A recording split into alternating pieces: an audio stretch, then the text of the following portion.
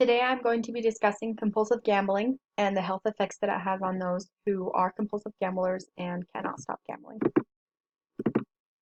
So first I'm going to start with the history of gambling. So initially lotteries were held in the 18th and 19th centuries, and this was done to help build schools and universities and raise money for the cities. Gambling was outlawed in 1769 by Great Britain, and that caused a lot of contention. When the United States gained its independence, it stated that gambling was okay, and New Orleans became one of the #1 gambling cities in the world.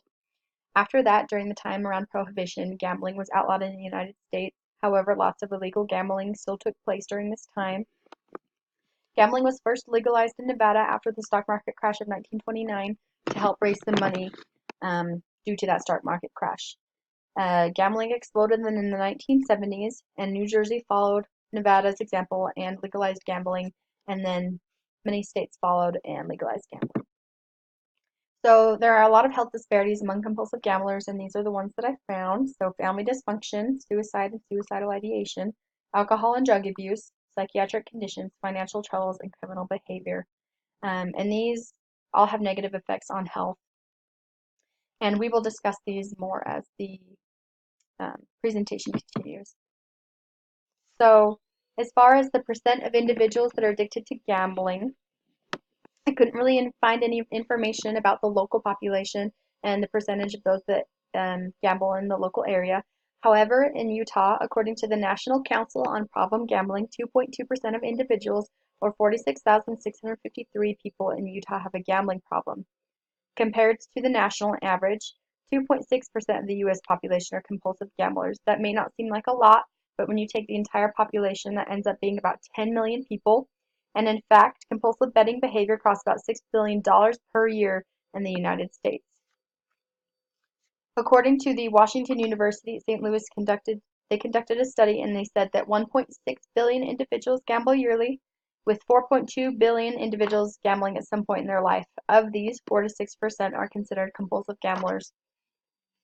So comparing Utah to the national average, it's pretty close. So 2.2% from Utah and 2.6% in the United States compulsive gamble.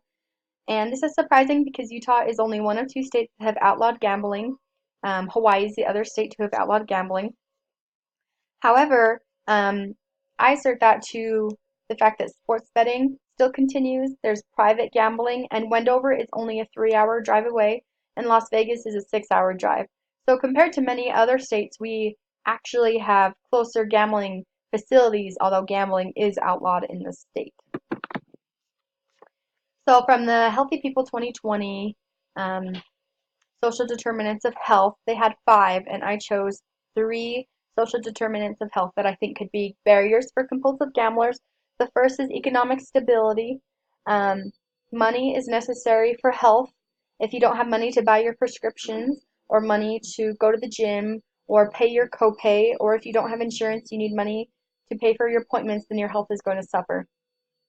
Social and community context. Gamblers have decreases in social life, and they often are alone, which causes them to have anxiety and depression and other things like that that can negatively affect health. As far as health and healthcare, if these individuals truly are addicted to gambling and they cannot stop, that is their #1 priority, is to gamble, and so their health is going to suffer because of their addiction.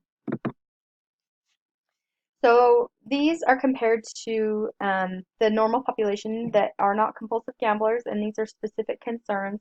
So I have physical, social, and economic concerns with those that are compulsive gamblers. So the first is the physical. Those that gamble, that compulsive gamble, have chronic stress. It's been found that they have increases in hypertension, cardiovascular disease, sleep deprivation, and peptic ulcer disease. In fact, a study was performed from 1982 to 1986 in Atlantic City, and they did a study on how many people had died during that time and at the casino. And 398 people had passed away in the casino, and of those, 330 were sudden cardiac death. So chronic stress has a big impact on the cardiovascular system, which causes issues with this population. As far as sleep deprivation, they found that on average, 32 hours of sleep is lost per month due to gambling. As far as the psychosocial, there's strained interpersonal relationships. 53.5% of compulsive gamblers are divorced, while the national average is 18.5%. Um, they also have an increased risk for substance use disorders, and often compulsive gamblers have substance use disorders. And these psychosocial issues relate to deceptive practices and heightened impulsivity. As far as increase in psychiatric disorders, 75% of compulsive gamblers have depression, while 30% have bipolar. Economic issues are big with compulsive gamblers. On average, $20,000 per year is lost per pathological gambler. In addition, they estimate that $5 billion is lost per year in productivity due to compulsive gambling. As far as bankruptcy, um, compulsive gamblers are 5 times as likely to have to file for bankruptcy, and in fact, nearly 1 in 5 pathological gamblers does file for bankruptcy. So root causes, in an article I read, it stated that oftentimes these individuals don't just go gamble and then they're addicted. They have these underlying emotional, financial, or mental health problems that cause them to be addicted to gambling. Things like impulsivity and anxiety can contribute to their gambling behavior. I also read that environment does have a factor. Oftentimes, compulsive gamblers were subjected to gambling at an early age or their family frequently gambled. As far as Maslow's hierarchy of needs, the bottom level is psychological, physiological needs. And in this category is sleep.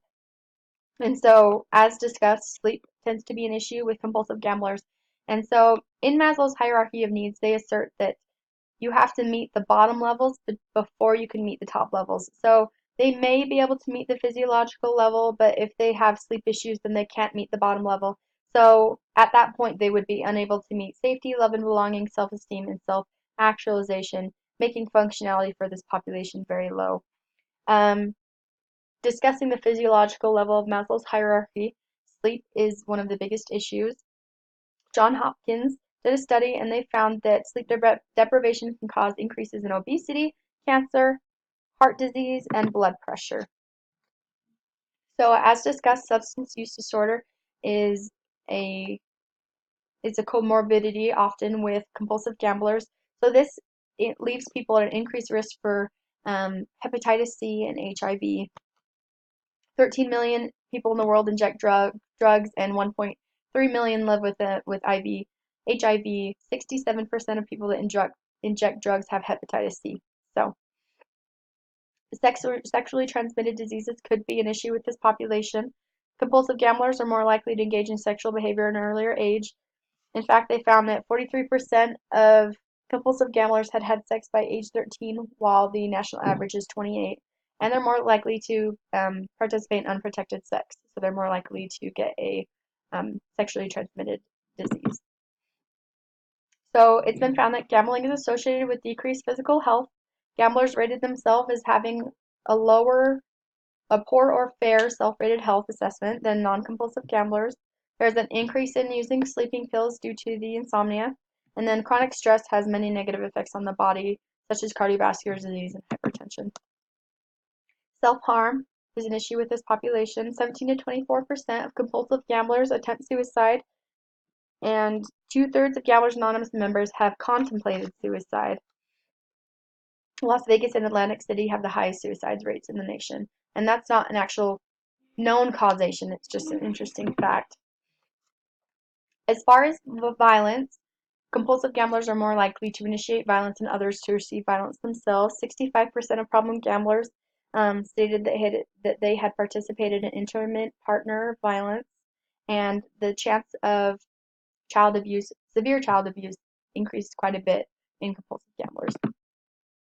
So, as far as mitigating all of these, we have to get to the root cause of the problem, whether it be anxiety, emotional issues, financial issues. The Mayo Clinic suggests to use therapy, self-help groups, medication, and inpatient programs.